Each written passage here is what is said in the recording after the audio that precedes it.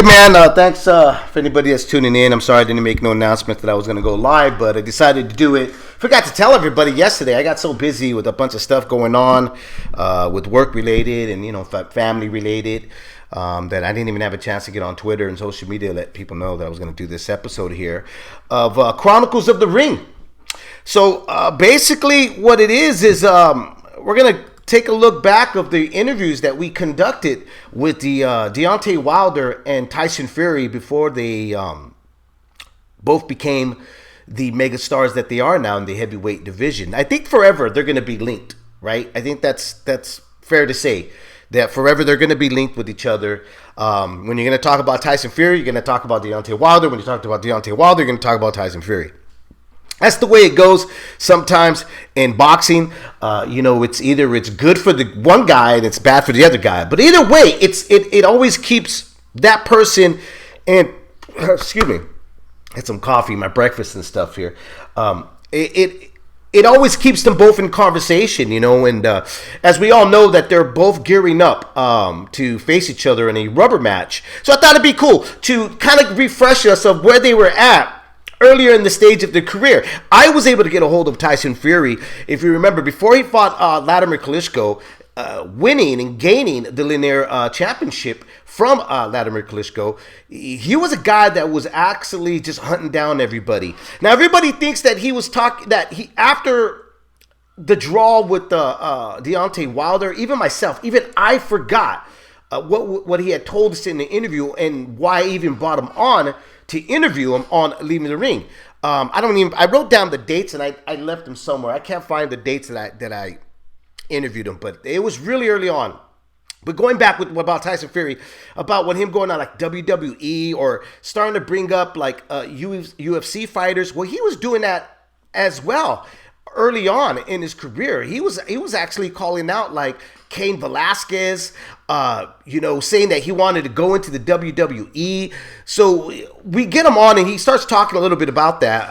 But he also starts talking about Vladimir Klitschko a whole lot. At the time, there was no talks of Deontay Wilder because when he was speaking, Deontay Wilder was still trying to find his place, his fit in the boxing heavyweight tiers of fighters that were on that list. He still hadn't broken in at the top 10, I believe, or 15, even if that. Okay, he was signed with Golden Boy, Deontay Wilder, when I had a chance to interview him, and a very frustrated champion, a kid that was a wild card in the Olympics. He won the bronze medal, had rocky starts in the beginning of his career, and he goes on about how nobody wants to spar him. So it's really difficult for him to train and get ready to fight the bigger guys that are equal eye height with him when nobody wants to give him an opportunity. Nobody really wanted to show him any type of reception or love him entering the heavyweight division. Maybe it was because he was a guy that was just out of left field.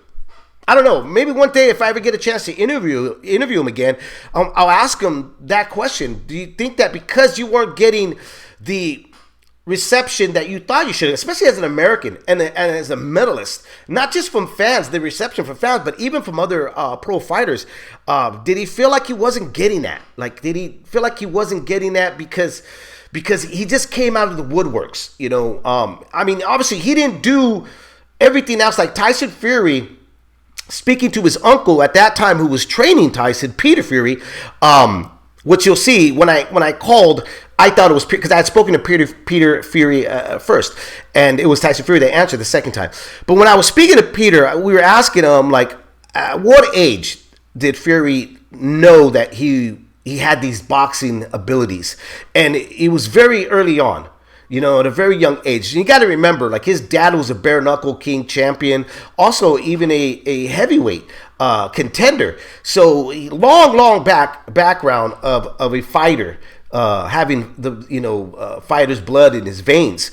Where Deontay Wilder didn't. Was a guy that was going to college to be a football player, if I remember correct, and opt to go into boxing because he just felt that might have been the faster route. I mean, I think he even got injured. No, I don't think he did get injured. Somebody can correct me in the chat room about that. But, anyways, so I'm going to definitely be in the chat room I'll chop it up with everybody. If you want to call in after the interview, you certainly can. 347-215-7598. Now, if you guys are, which I want to first thank everybody that keeps downloading the podcast. Our numbers are just staggering every single time. Every time I look at it, I'm like, God damn, people still download our podcast religiously, and I love it. But I'd like to get a lot of you guys to transfer the podcast to YouTube so that you can see visually a lot of this content that we're doing. We're putting up a lot of fights. We're putting up a lot of highlights.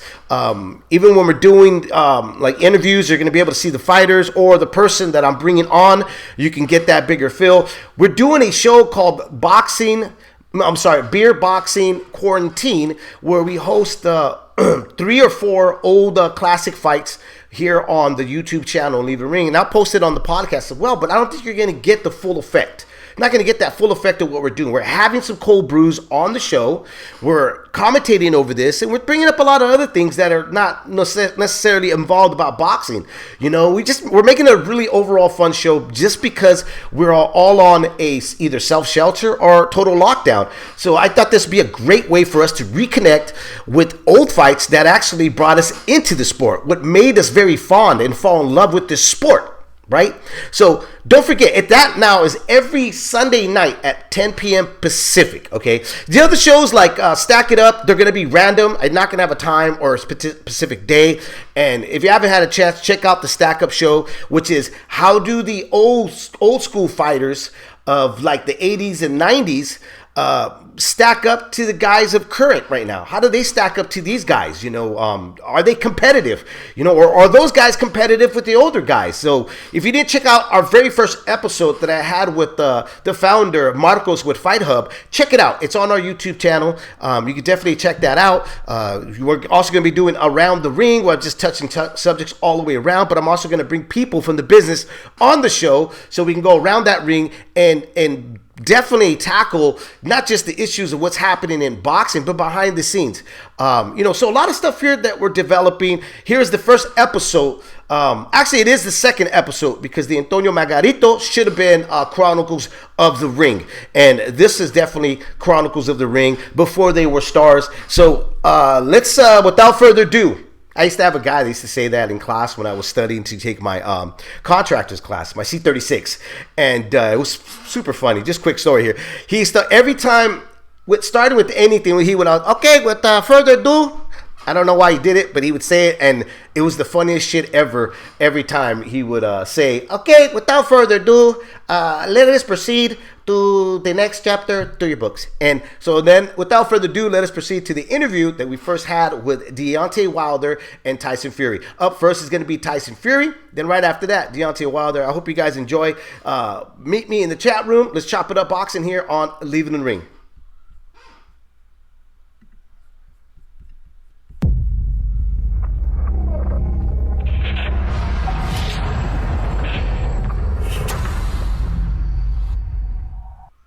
Hello, Peter. This is Dave Duenas and Gabriel Montoya from Leaving the Ring. How you doing? It's Tyson. It's not Peter. Hey, Tyson. How you doing, man? Thanks for taking the time to speak to us here. Yeah, no problem. No problem. Well, we're excited having you on. We've never had a chance to speak to you, and you're a very colorful person. And let's go with the tweets, okay? Because that's really stirred up a lot of attention. Was this really a heartful tweet, or were you wanted to get in with the UFC fighter, Mexican-American Cain Velasquez, and the K1 Pride fighter Bob Sapp, or was this just something out of boredom and fun for something fun to do? No, seriously, I'm considering fights with MMA fighters and things like that. Because it seems to me that the boxers of today, they don't really want to go toe to toe with me. So maybe these MMA fighters will. They're a bit braver and a bit gamer. So we'll see what the future holds for Tyson Fury and MMA. I'm definitely not ruling it out, but obviously I'm going to pursue my boxing career first. But if I was offered a big fight, then I'll take the fight, because I don't think they're on a level of a boxing like me. He appeared on the ESPN Chicago, and he said, he said, I don't know who he is. He obviously Now we know who he is because of the tweet. But he said even if the fight was mentioned to him, he said you have to work your way up the ladder in the UFC. What do you think about that? I think that's just an excuse. He doesn't know me because I don't think there's a fighting man on the planet that doesn't know Tyson Fury. Anybody who goes into combat sport knows Tyson Fury, so he's full of shit there for one.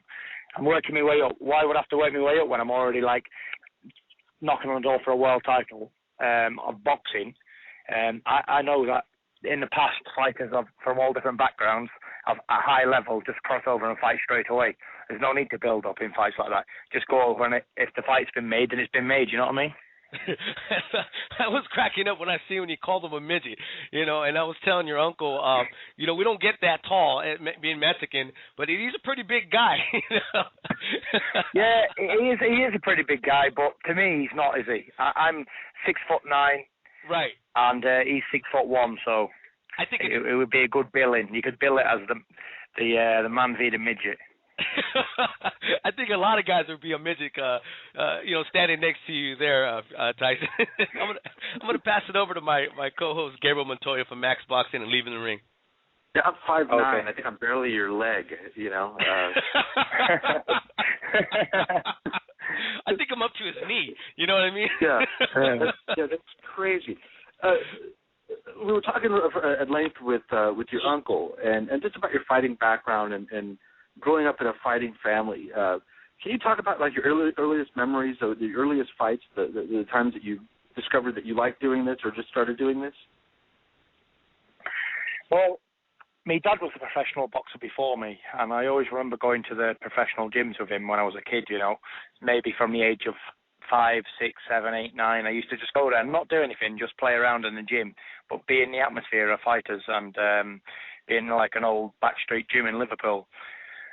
So ever since then, really, I got the bug for it. And then I decided to get into boxing myself at the age of about 15.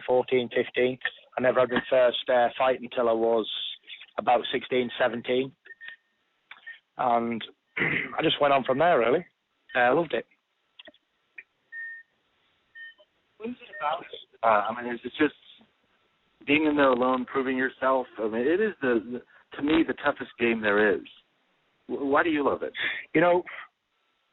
Fighting one-on-one with another man who's trained as well as you have. It's a test, It's the biggest test of all. I love it so much because it's something that I love to do and I was born to do, and it's what I've been bred to do. Like you get animals that fight each other. I'm one of them animals as a human being. That's all I ever know is fighting.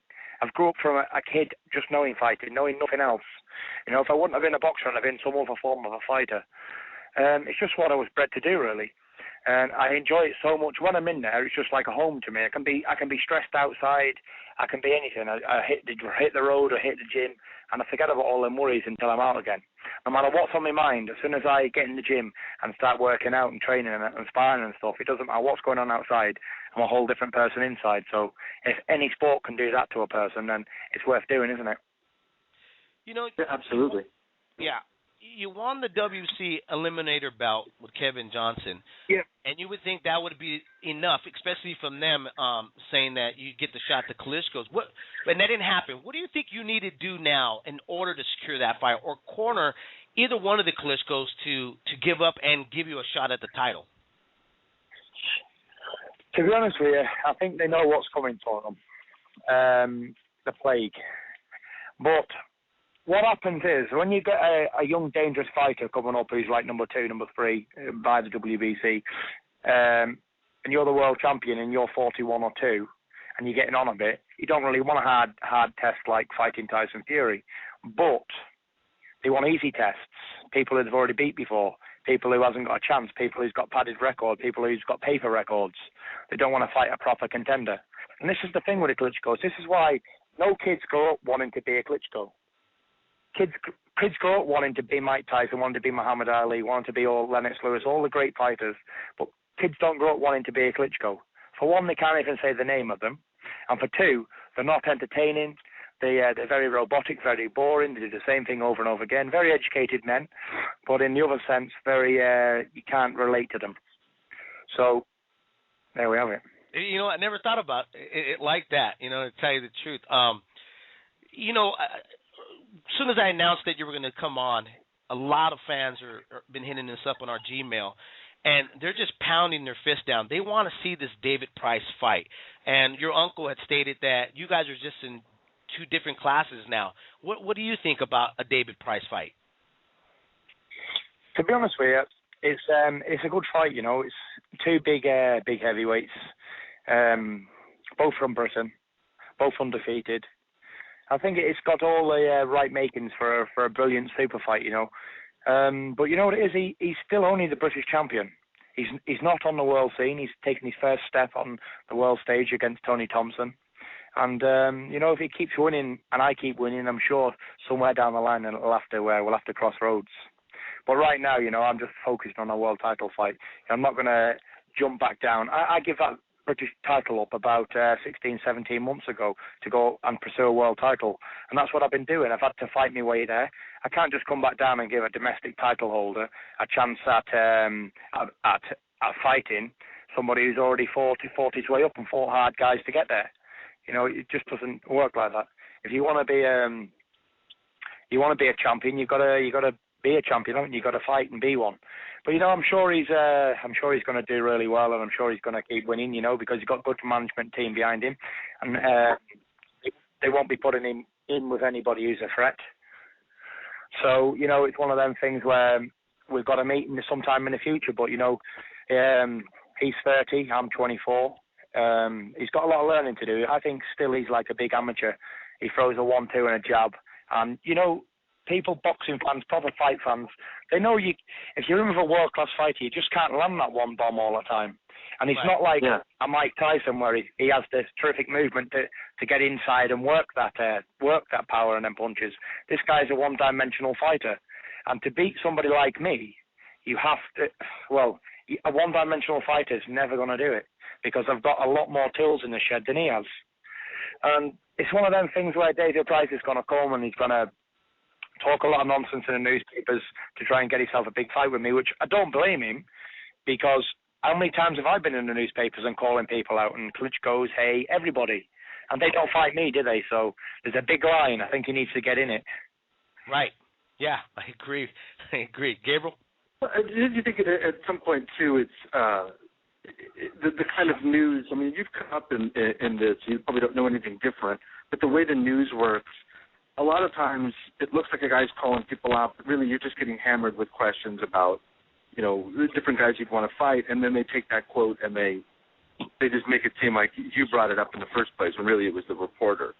So there's a bit of that. I mean, but I agree with your assessment. I think in terms of experience, Peter, your trainer said this as well, that you're not like, I wouldn't say light years, but you're way ahead of the game. You've had like the Chisora fight. I think that was a big fight for you in terms of experience. You've obviously gotten a lot better from it. Would you agree? I mean, which fight do you look at as a big leap for you in terms of what you learned and then what you were able to do with it? You know, I think I've had one of the best groundings of a heavyweight contender out there at the moment. I've had a lot of undefeated fighters, a lot of different styles. I've had southpaws, tall, fat, short, skinny. I've had a lot of different styles, and I think to be a top fighter, you need to fight good opposition. And if you go on the BoxRec and you check my record out and you look at the fighters that I've fought, they've all been tough, durable fighters, and they've come to fight. And you know, you talk about the Chisora fight. Yeah, that was a good fight for me because everybody thought I was going to lose. There wasn't a British reporter or writer that didn't write me off against Derek Chisora. Derek Chisora was going to be too tough, too strong, and too experienced.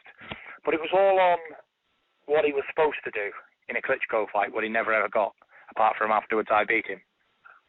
So they ripped me off on that one, you know, and that was one of my best wins because I was supposed to lose, and when I'm supposed to lose, I always never do.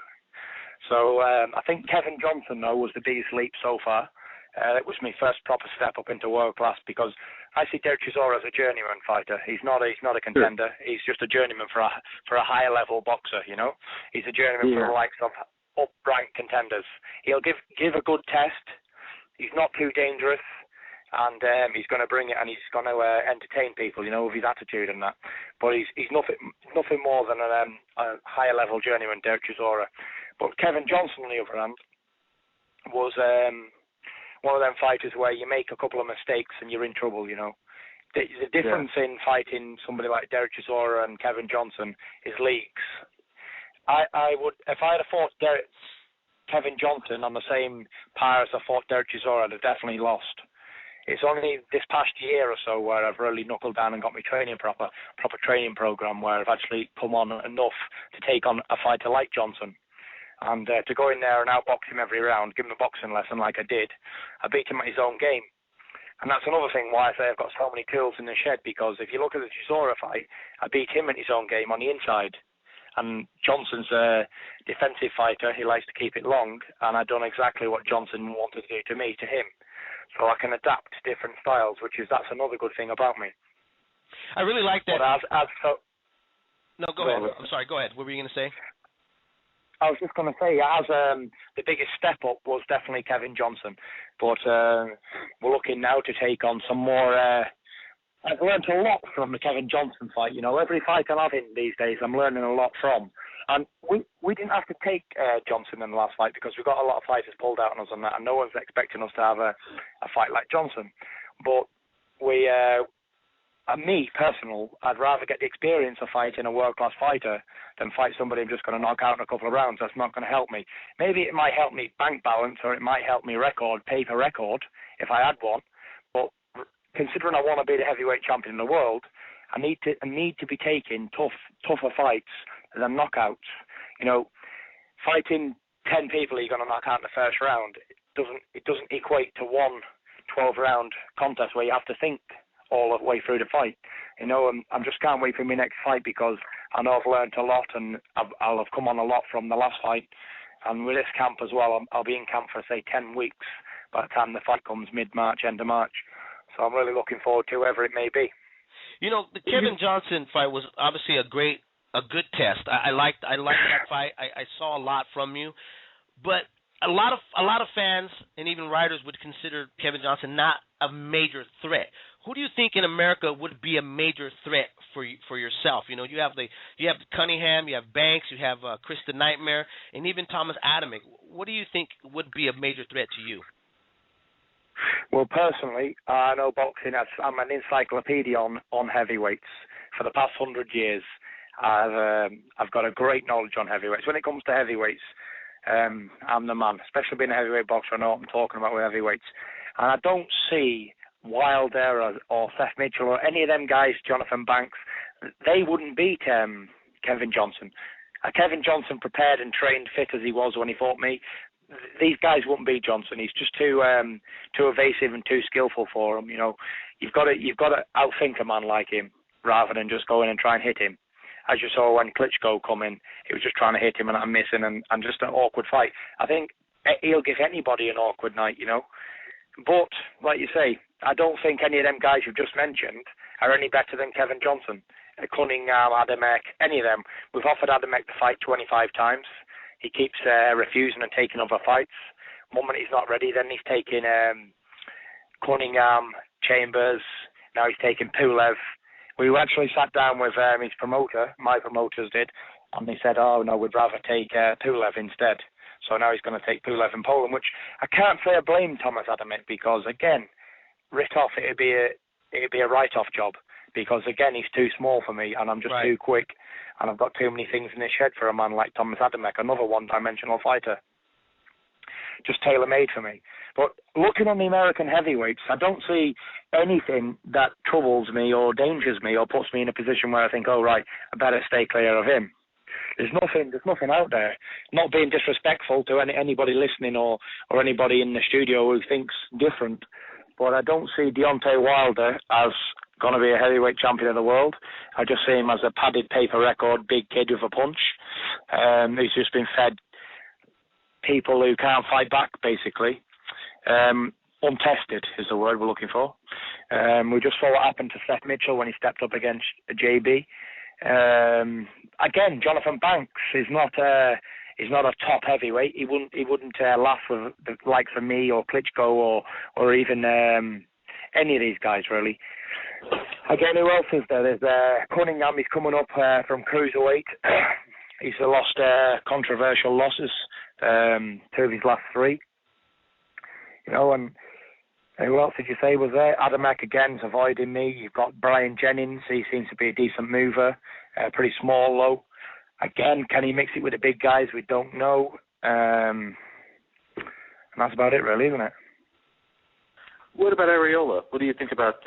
I think he's kind of interesting in that you both, and we've talked about this with Peter also. Both of you guys learned how to fight when you were not 6'8" or 6 foot, but when you were smaller. And so there's things ingrained in you physically that aren't really ingrained in the other heavyweights. Even though he's shorter than you are, what do you think about that fight? That fight I tell you what it'd be like. It'd be like giving me a nice Mars bar or something like that, some candy. Chris Areola is tailor-made for Tyson Fury. It'd be like putting a piece of meat in front of a butcher's axe. That's what it'd be like. It's wow. Chris Areola, okay, he's got a decent punch and that against mediocre fighters. But look what happened to him when he stepped up. He couldn't even get near Klitschko. And look, Thomas Adamek beat him. He had a tough fight with that Manuel Quitzan, he's a Mexican guy, another journeyman fighter.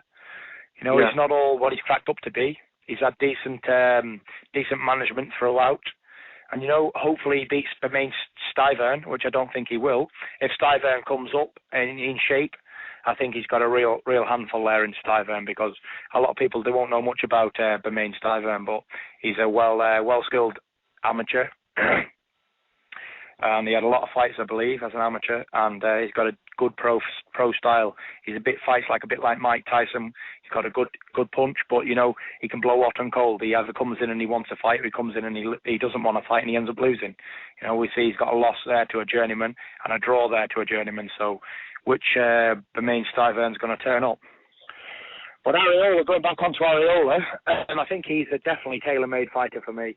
I was speaking to Eddie Chambers last night on Twitter, and he was saying, yeah, he can definitely get that fight, which it looks like happening, because we're just waiting to see what Fatelli's going to do with his WBC belt, and if he retires, then their final eliminator turns into a vacant belt, and I'll be mandatory for the winner of Areola and Stiverne.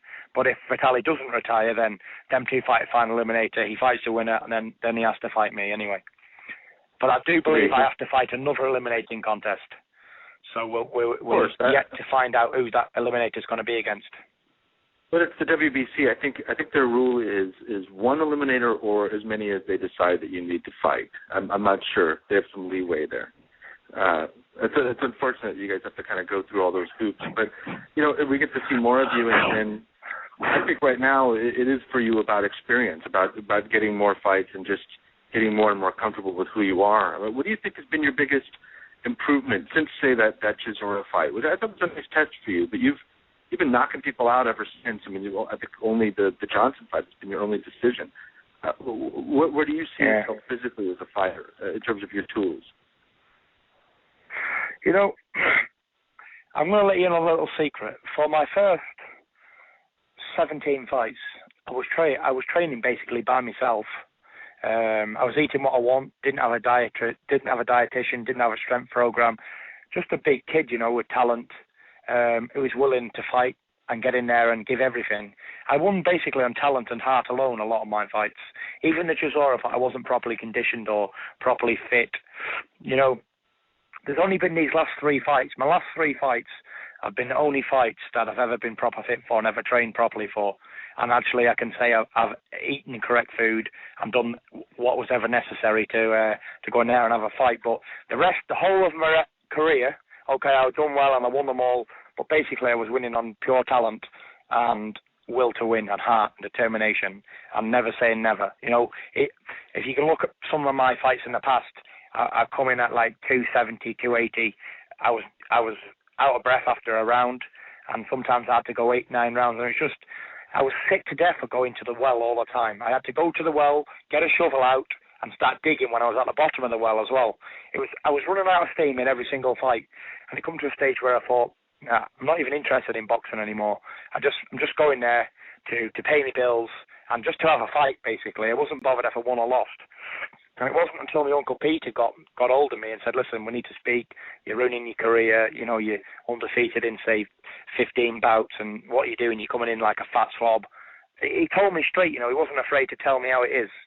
And I still told her, I said, yeah, I'll come down and see you and we'll work something out and you can give me some good advice.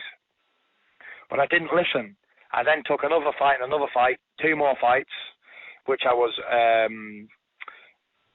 hurt in one of them and I was put down in another one. Just going in there totally unconditioned, out of shape, fat pig again. And it wasn't until then where I had a debate with my uncle and who was going to be the best trainer if I was going to knuckle down and do it. But I truly believe that if it wasn't for my Uncle Peter getting involved, I wouldn't be on my way to a world heavyweight title. Not for the fact that I couldn't do it, just the fact that I didn't have the discipline and I didn't believe that I could ever get in proper shape. And I just wasn't really dedicated to boxing, if you know what I mean. I took it as a plaything. It wasn't a serious thing to me. It was just something that I'd done from being a kid and I just carried on doing it. And it seemed to be that I was good at winning. I know how to win. But ever since I fought Martin Rogan, Vinny Madelone and Kevin Johnson, I've been in proper shape, proper dedicated. We took a year out nearly to get in proper shape. And we come back with a boom in 2012. And 2013 we're taking over the show. Looking at your record, you know, I've been looking at this at BoxRec. You were 270 for John McDermott. I mean, you were Fat Elvis for that fight, and now you've been fighting the 240s. It seems to be a nice weight for you, the mid 240s. Yeah, 240. I think it's a good weight for me now. This, I feel sharp. I feel fit. I feel like I can move around for 12 rounds. I can throw a lot of punches in them 12 rounds, and you know I'm really, really ready to take on whatever comes at me. You know. And I'm just hoping that these title holders are really going to grab the bull by the horns and take me on. You know, everybody else seems to get a title shot, and when it comes to me, they all seem to be avoiding me. Even Alexander Povetkin, the Russian guy, we offered to fight to them when I was out of shape, when I was the out of shape fat kid, Fat Elvis, and he didn't want to take it then. So if I could ever get hold of Alexander Povetkin, it would definitely be a Christmas come true early. But, you know, we have to wait and things like this happen in boxing, and it's just a waiting game, isn't it? You know, you got to get the right fights at the right time. And maybe these guys will, if they don't retire first, then they'll fight, you know. If only Povetkin could move as well inside the ring as he does outside the ring, you know, he'd be great. I agree definitely. with you. It's the right fight for the right time. Well, I wish you all the best, man. I can't wait to see you fight, and it's such a pleasure to finally get to talk to you. Okay, thank you very much. God bless you. Take it easy. Hey, All right. Our pleasure. Okay. We'll catch you next time. I'll leave it in the ring. Thank you so much. Okay, no problem. Take it easy. Bye-bye.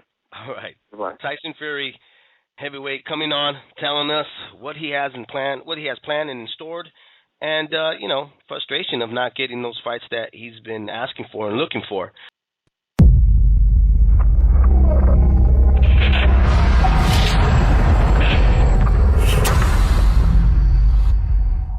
The hard part is developing any prospect, and especially if you're a prospect in the heavyweight division. I'm not sure, but I think we got the Browns bomber, the 6'7" heavyweight at the age of 24, Deontay Wilder. Are you there, brother? I'm there, Jesse. How you doing, man? How you doing, man? 11-0 with 11 KOs.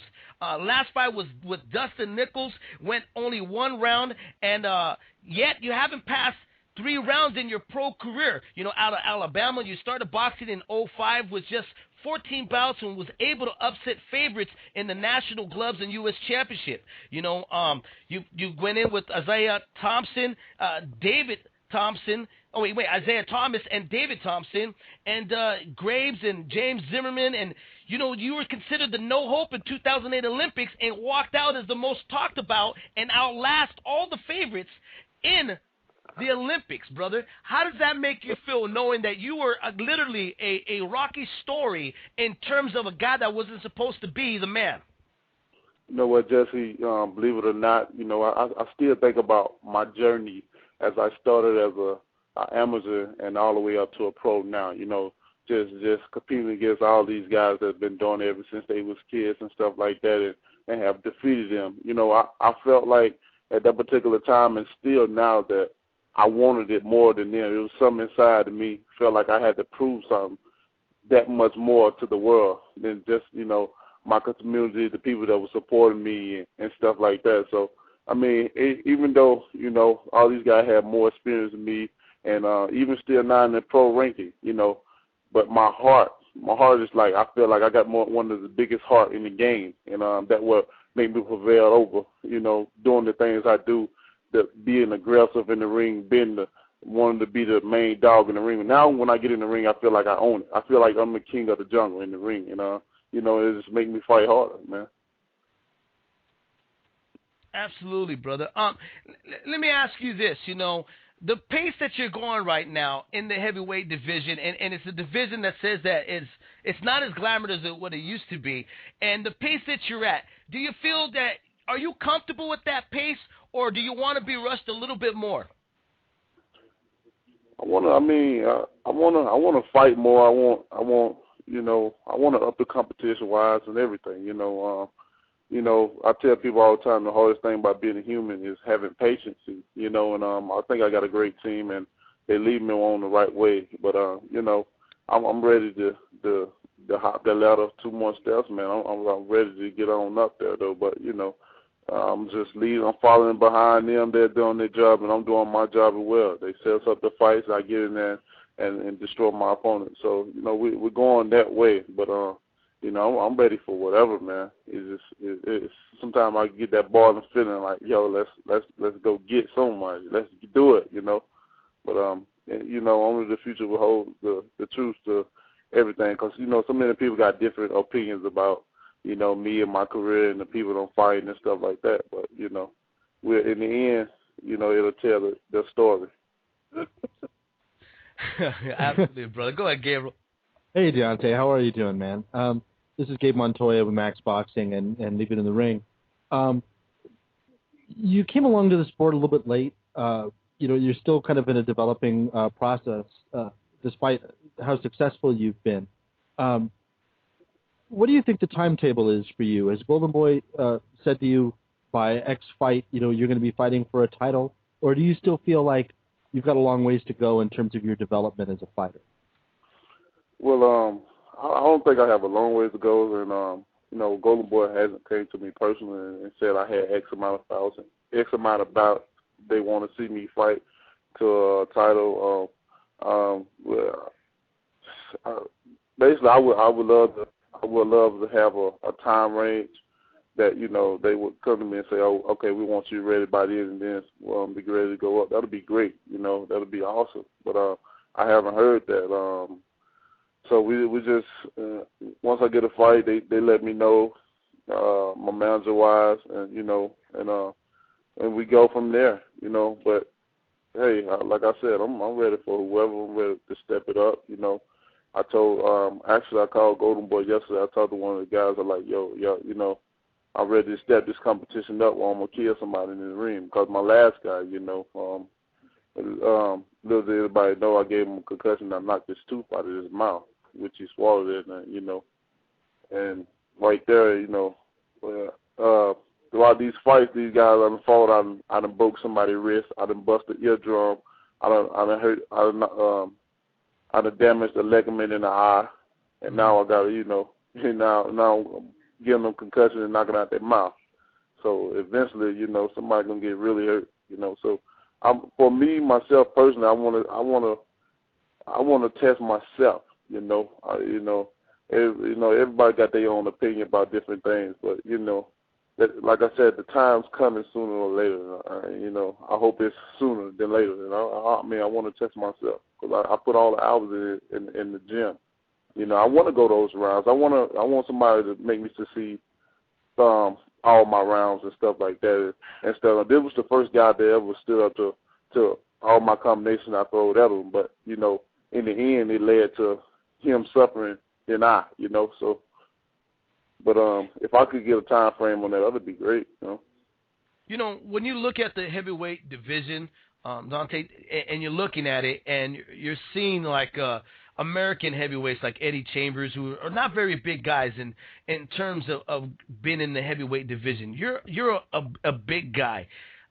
Are you and your team sometimes a little frustrated? I mean, do you guys get to that point like, oh man, you know what? Why can't my time be right now? Or is it like, you know what? I'm just gonna keep watching. I'm gonna keep paying attention, and I'm gonna keep sharpening up the knives of my skills. Right, we for sure pay attention. That's no doubt. But I'm always telling them, I wish that was me. I can't wait till my time and stuff like that. And I always get the answer, oh, you will.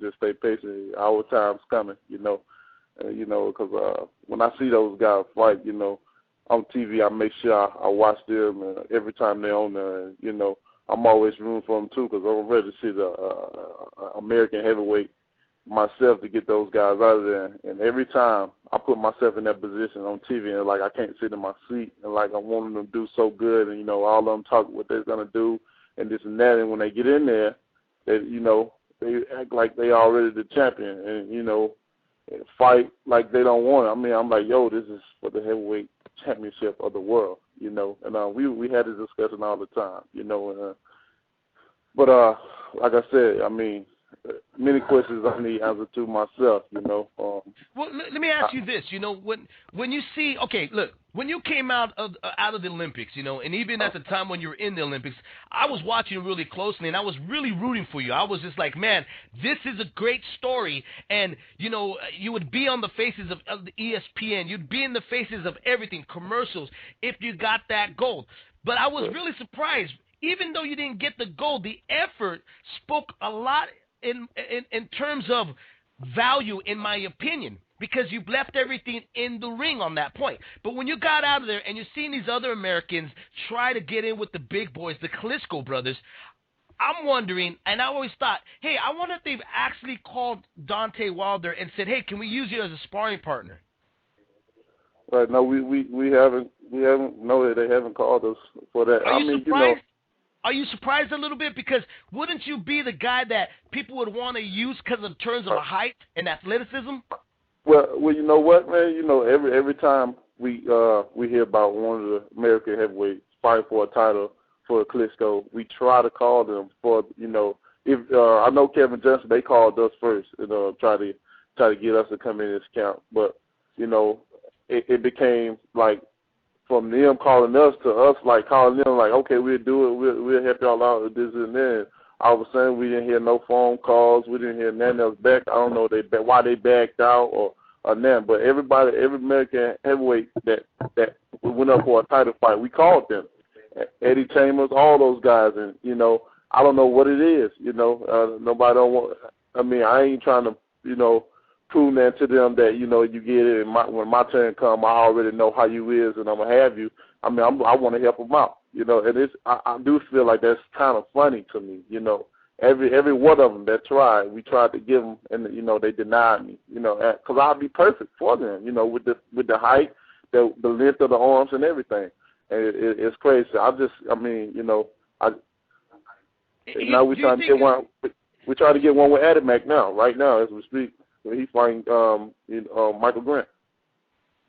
Let me. I got one question. I know Gable's got another one for you, real quick. But do you think, in some ways, these other American heavyweights that have been in the stream of amateurs rankings, meaning that they know each other and they're communicating, where it could be in a way where they're like, well, this is a new guy. I don't really know who this guy. I'm not going to give him a paycheck. I don't want to give him a paycheck. In terms of maybe saying there's a little bit of jealousy there because you're the guy that just came around from the block and outshined everybody at a particular moment. Right. Well, you know what, man, I done thought of all the solutions. I mean, all the different things that could have been. Why not? That could have been one of the reasons where, and this guy, I don't, we don't want to pay him because of, he this and he that and stuff like that. I done thought of so many different ways, different things of why not. But I think my most thing is they feel like I'm a danger to this sport, That's what I feel, because they know I got a big heart. They know I'm not gonna bow down. They know that I'm a beast when I'm in there, And that's just how a person. That's how I feel. Despite of, he's still he's still learning the game. He's not going to be able to show me that in the ring, which I feel they know that, no doubt. I'm very competitive. Whoever they have in there won't last as long as I promise you that. Early on in your career, you were pretty wild. You were kind of coming out and swinging for the fences and really just blowing guys out. I'm curious, do you feel like you're starting to settle down into more of a pro style and learning how to kind of relax and see everything in there? But, oh yeah, most definitely.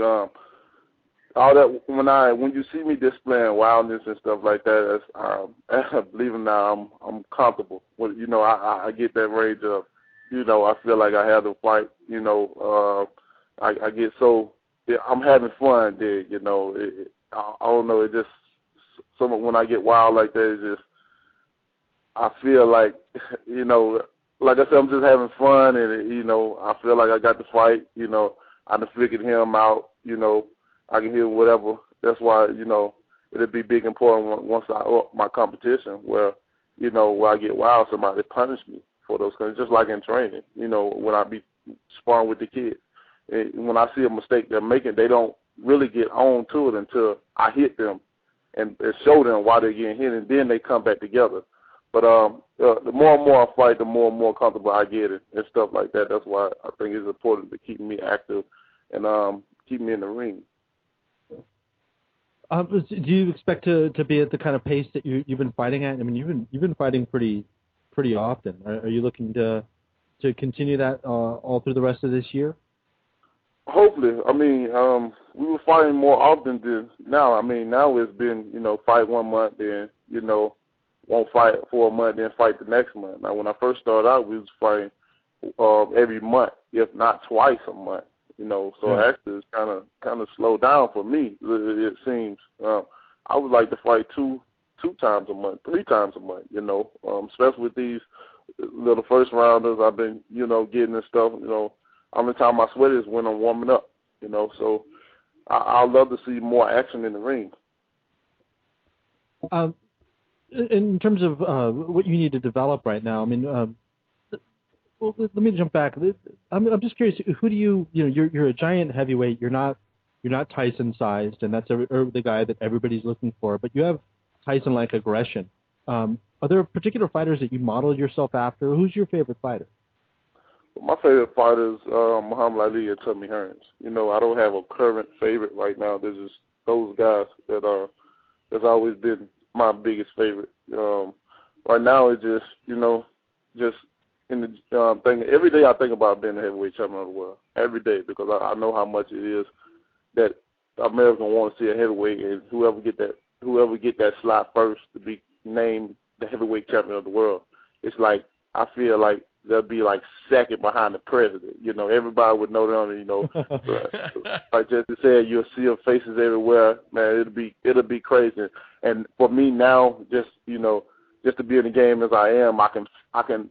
It's crazy, but I can feel that power, and I want to obtain that power. So every day, now the day go by, slip my mind that I want to be the heavyweight champion of the world, even when I see boxing and stuff like that. So I mean,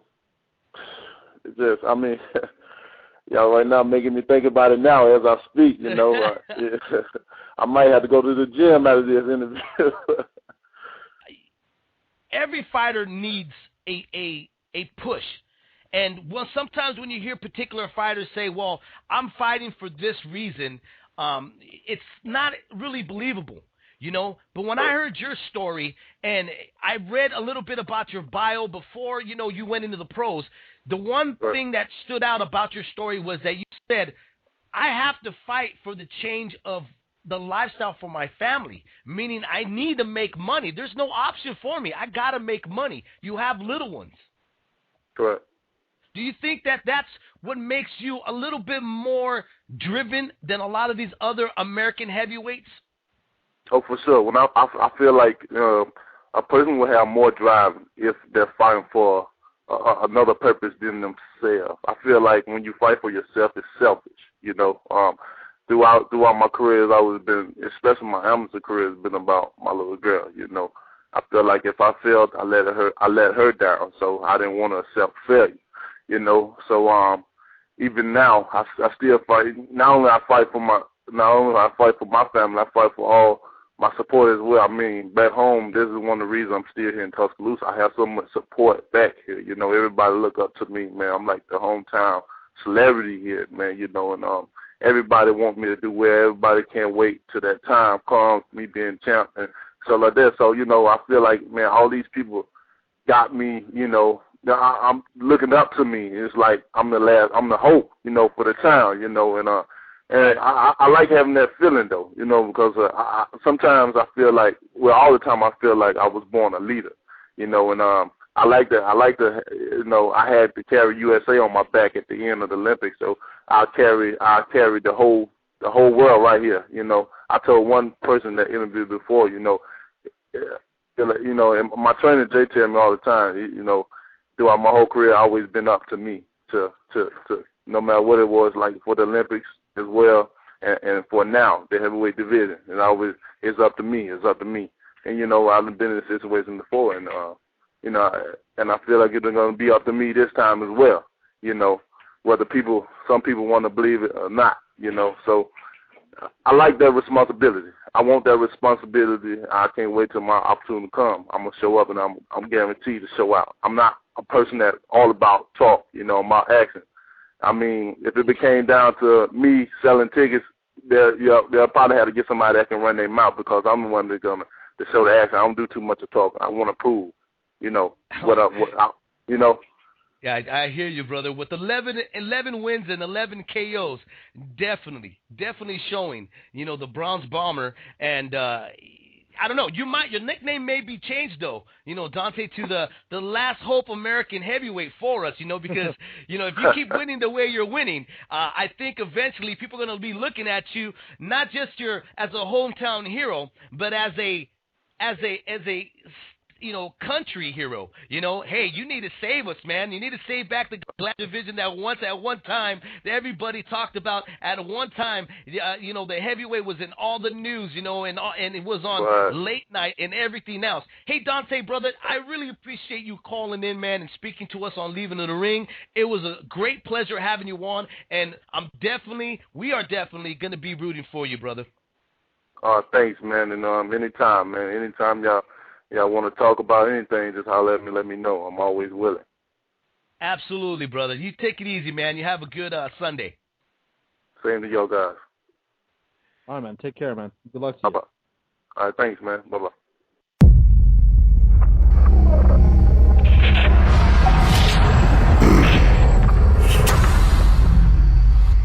Well, there you have it. The interview that we had both with Tyson Fury and Deontay Wilder. And like I said, I haven't even listened to both of those interviews in quite some time. So the question that I was saying earlier, if you tuned in earlier, that I wanted to ask him if there was some type of jealousy. Well, guess what? I did ask him that question. Weird. I didn't remember that. So I got to pat myself, from back in the past, pat myself in the back for asking that question. Whereas I was like, this is a question I should have asked, and I ended up doing it. Anyways, hey, thanks for joining me here on Saturday morning on Leaving the Ring. If you don't know, you can watch the live show on our Facebook page or my page. But also, don't forget to hit that subscribe button. Hit that little bell so it notifies you and lets you know that we are on live. And then hit the like button for us, we would greatly appreciate that. Like I said, we got some good shows that we have drummed up for you guys. The Stack Up Show, Beer Boxing and Quarantine, which is going to be airing at 10 p.m. This Sunday night. We're going to bring 3 classic fights to you. And I got myself some Firestone, a variety pack of different beers from Firestone. Like, the guys that make 805. I'm a big 805 guy. So check that out. Join us in the chat room. I'll check right now and see if anybody's called. I don't think anybody's called in because, like I said, it was just out of the blue. I mean, I had told folks I was going to do this. I just didn't get a Pacific time or day. So I apologize if you didn't catch this live. Don't worry about it. You could replay it. If you're listening on our podcast, hey, go to the YouTube regardless. hit the like button, hit the subscribe button, so that you can catch it both. You can listen to it in your ear pods while you're, washing laundry, washing the dishes, cooking dinner like I've been doing. I've been cooking a lot of dinner here for the familia. Be sure to call your family, bro. Call your mom, your dad, your cousins. Call old friends. Call the old ex if you need to. Check up on people. Show that you give a damn. This is a perfect time right now to catch up with folks that you normally wouldn't reach out because you're so busy in the day. There's not enough hours in the day, as I would say, to get things done. But right now that we have all the time in the world, because we're still on self-quarantine, shelter in place, this is a perfect time to reconnect with a lot of folks. As always, I try to answer as much as I can to the Leave in the Ring Gmail, but you can always reach me there, and I'll try to hit you right back. It may take me a few days, but I do thumb through everything, and I try to hit everybody back. Again, thanks for everybody that tunes in. I hope you enjoyed these old interviews of Tyson Fury and Deontay Wilder before they were stars here on Leaving the Ring. Again, guys, have a great, great, great Saturday, and make sure you enjoy it with your family.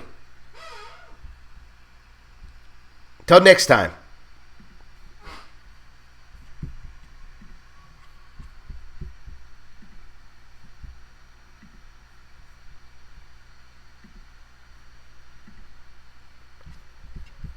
Thank you for using Blog Talk Radio. Goodbye.